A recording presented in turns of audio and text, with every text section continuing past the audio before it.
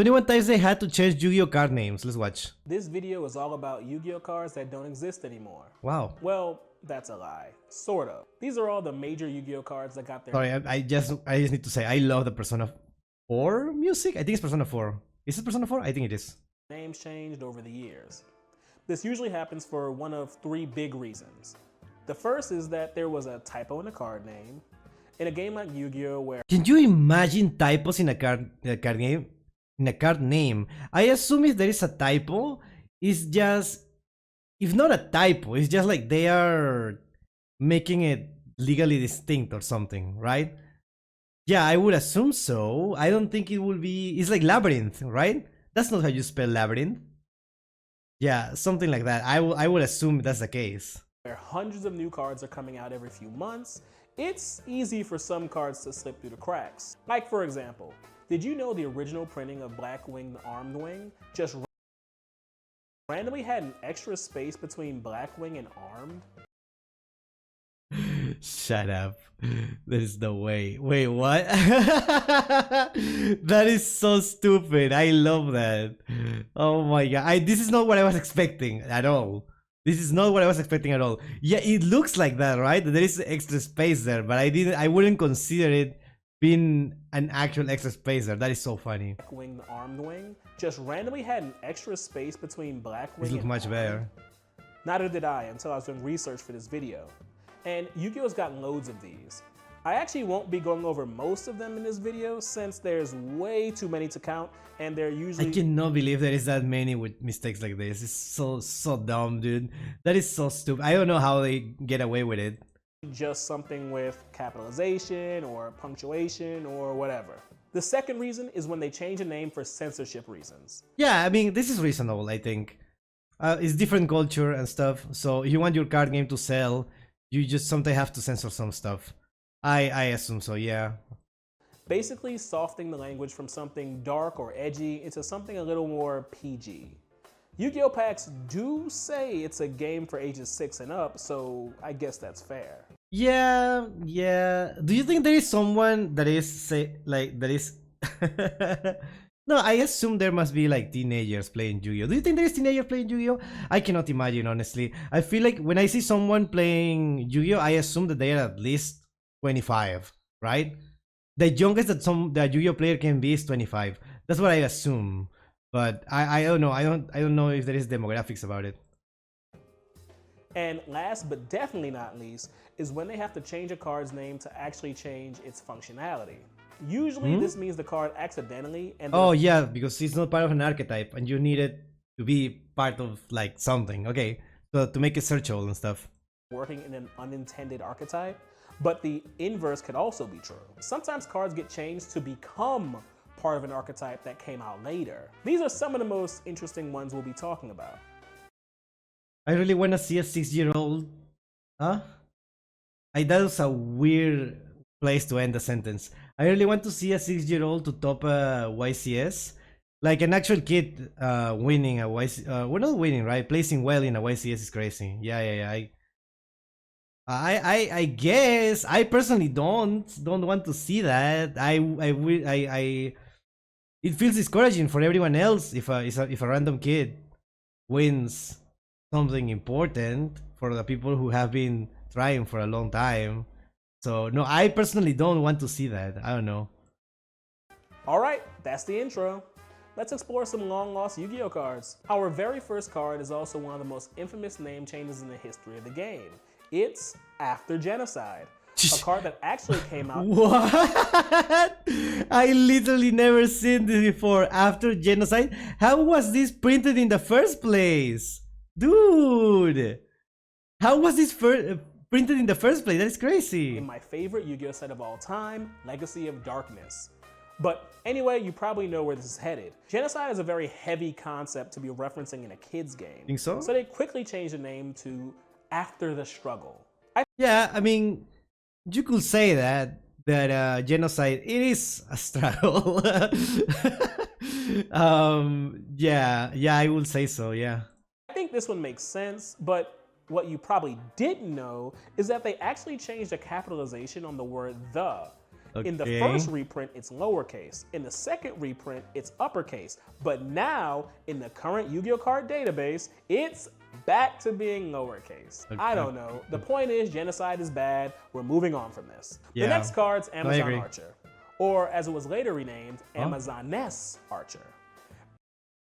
What? Amazon Archer. It says Amazoness Archer. Or as it was later renamed, Amazoness Archer. Basically, this is just a change meant to add the card into the Amazoness archetype when that became a more established thing. I will add though, this card's effect doesn't really have much to do with Amazoness. To be fair, most of the early Amazoness cards didn't really have cohesive effects, so I guess it's alright. Still, as you'll notice with later cards in the list that joined archetypes, Archer now gets the benefit of being easier to search and recycle, so that's cool. Armatal the Chaos Phantom, the fusion monster of the 3 sacred beasts. What? It's got its name changed to Armatal the Chaos Phantasm. Joke. It was basically so it would work with the one fusion spell made for it, Dimension Fusion Destruction. All the What? If it was made with this in the first place, what happened? way in 2020, Oh. over a decade later. Okay, my bad. Although this was a weird one to begin with, since the card was already called Chaos Phantasm when it first got summoned in Yu-Gi-Oh! GX, chalk it up to another weird one from the translation department. Big Core eventually got its name changed to BES Big Core to make it Yeah, to be part of the BBS archetype. Okay. part of the BES archetype. They're basically these big battleships based on the bosses from the Gradius series. Hello, Torinos. Welcome. Since it got this name change pretty late in the game, all the existing BES support cards also have to specifically mention Big Core as well. Very tedious, and it's not the only card on this list with that problem. Alright, next card is Cliff the Trap Remover, which got its Is that not his name? What happened? I thought that was his name. Did they change it to something else? name changed to Dark Scorpion Cliff the Trap Remover. Oh, okay. I forgot about that. Yeah, Dark Scorpion, of course. As you can probably guess, this lets it join the rest of its comrades as part of the Dark Scorpion archetype. That said, there is something kind of weird about this. So, the Dark Scorpions consist of Don Zalug, who came out first in Pharaonic Guardian. Yeah, but that one didn't change to Dark Scorpion. That guy is still called Don Salug, right? Alongside the card, The one and only. Scorpion Burglars, which just features all of them in the picture. Cliff got released shortly after in Magician's Force, and the rest of the crew, that's Chick the Yellow, Gorg the Strong, and Monet the Thorn, all came in Dark Crisis. What's weird is that Cliff had the Dark Scorpion title formally added to his name, but they never went back and changed Don Zalug. Not a huge deal, I guess, but it does make cards like Dark Scorpion Combination extra tedious, since it has to name all 5 of them separately in its effect instead of just being able to say Dark Scorpion Monsters. Dark Assassin is just a vanilla monster that got changed to Dark Assailant. Not We cannot say assassin? Wait, really? We cannot say assassin in Yu-Gi-Oh? There's cards that are called assassin, right? No? Not much to say here. They obviously didn't want a strong term like assassin to be in their, child-friendly card game. While we're on throwaway vanillas, might as well include Trial of Hell. They changed it to Trial of Nightmare for the same reason. Oh my god. Now we get to a few cards that actually got changed out of existing archetypes. Some of these are fairly self-explanatory, but others are a bit, well, you'll see. So let's start. Is this No, I don't remember what was the issue with the frog. What's it called? Toad the Jam? Frog the Jam? Wait, what was it? I don't remember. It's Toad, right? Slime Toad. And it was Frog the Jam. Was it? I don't remember. Start with Dark Trap Hole. It got an effect that's pretty similar to most Trap Hole cards, even though it's a bit situational. But they changed the name to Dark Fall. While I appreciate just how cool the name is to say, I'm a little confused. They clearly did this to take the card out of the Trap Hole archetype, presumably so it couldn't be used with the new Trap Tricks archetype around that time.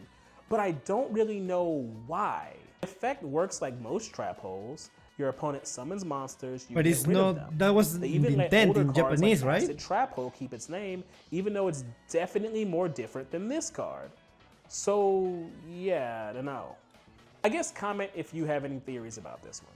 Speaking of other... I would assume because that wasn't the intent, right? And you don't want the game to be different depending on the language. I don't know how it is in Japanese, that's what I would assume. Correct me if I'm wrong. Weird get this out of this archetype changes, let's talk about Crystal Counter, a Crystal Beast support card that got changed to Counter Gem. I'm lost here too. The effect clearly is meant to work with Crystal Beasts. I guess there's already Crystal Beast support cards that don't have Crystal in the name, like Rare Value, so maybe they wanted it to be like that. But that just intentionally makes this card worse for no reason that I can tell. Somebody help me out here. This next one's funny though. Fairy Tale Tales got changed to Fairy Tale Tales. If you're got changed to Fairy Tale Tales. If you're confused about what I said, so am I. Kind of.